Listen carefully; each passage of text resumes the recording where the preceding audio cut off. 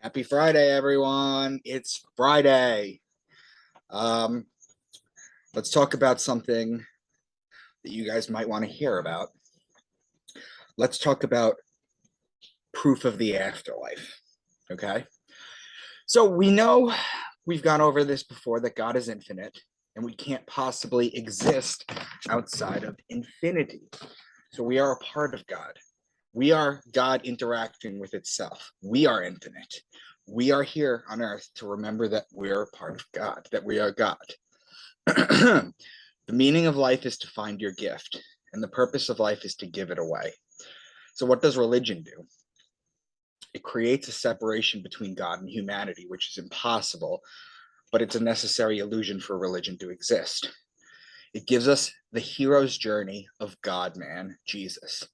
Jesus is an astrotheological, anthropomorphic representation of the sun, like all the gods before him, Horus, and all of them.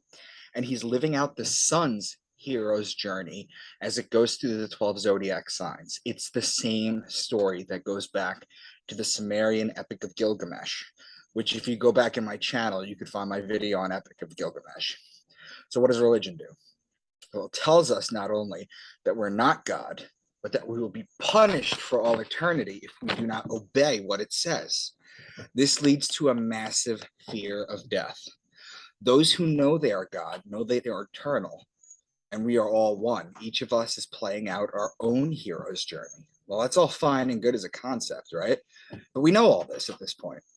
But what about the people who can't get over their fear of death, or worse, their fear of non existence, which is what most people fear? Is there any proof of the afterlife? Well, you have near death experiences, right? The NDEs. They're very life changing, but they're also subjective. And usually they played off a person's biases. For example, if they're Christian, they'll see Jesus in their near death experience. So what is it? How can we prove this? Well, I'm going to bring you to the story of this lady named Pam Reynolds. Okay.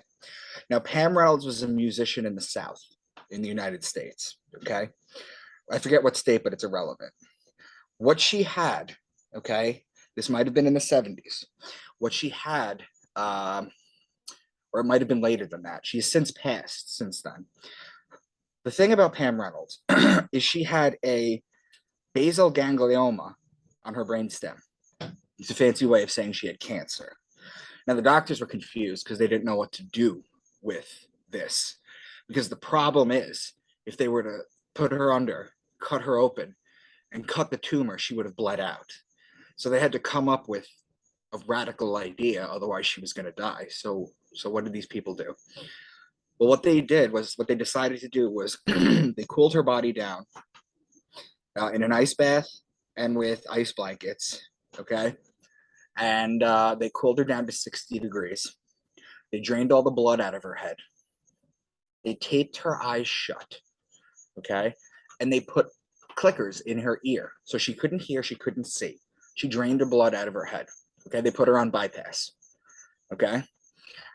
They were doing the surgery because now the clickers in the ear, the important thing behind that is what happens is they would click, they would snap like this. And what it would do was measure the brain stem's reactivity. And the thing about the brain stem's reactivity is if it reacted at all, they couldn't do the surgery because she would have bled out because there was still blood going there. So they had to drain the blood out of her head. They put clickers in her ears, they taped her eyes shut. Okay, and then they performed the surgery.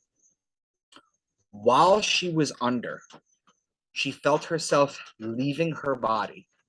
Okay, she said that she could hear perfectly, she could see perfectly, better than she could in her body. She went to the ceiling, she looked down and saw her lifeless body. She saw the doctors operating on her. Okay, not only did she see the doctors operate on her, but she was able to describe the bone saw like item that they used to cut into her. She heard one of the nurses saying her veins were too small to try an artery. See, what they do in surgery sometimes is they'll take an artery from your leg and they'll flip it over and make it a vein. She heard all this. When she came back, she went back into her body. She came out because the surgery was successful. Okay, they put the blood back in her head. They rushed everything back. They warmed her up slowly so that she wouldn't have a spastic attack. And then what happened was she talked to the doctors. This is all on record.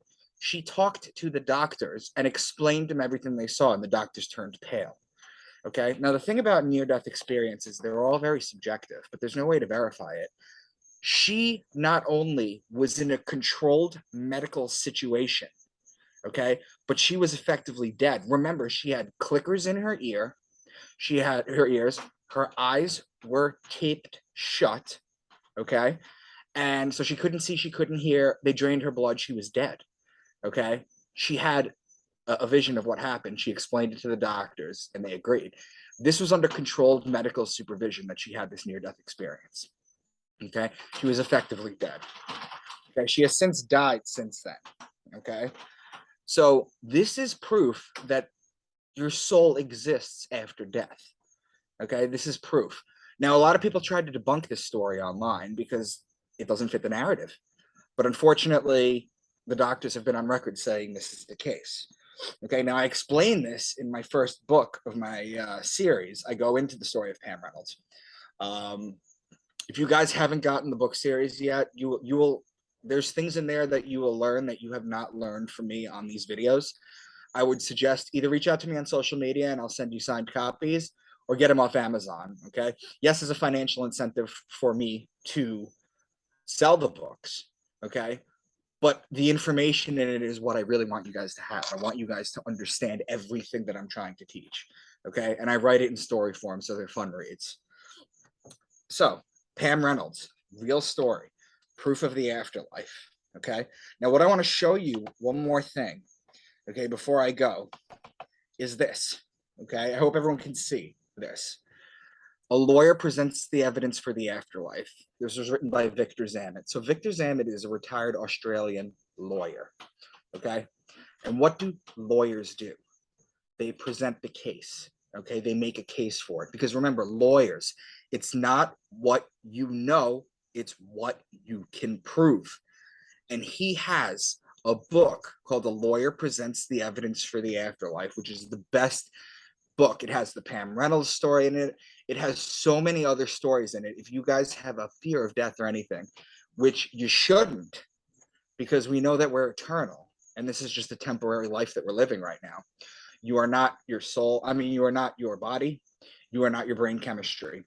Okay. You're not going to need diabetes medicine when you go to heaven or when you leave this plane. Okay. You shed your body.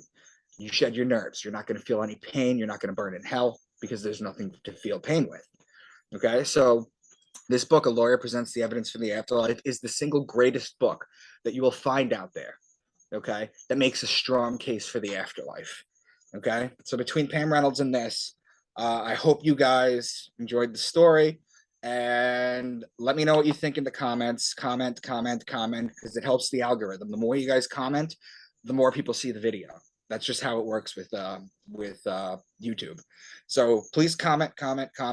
Let me know what you think of the story. In summation, basically, we are all God. Okay, we are God experiencing itself. Nothing exists outside of the infinite God. Nothing can exist outside infinity.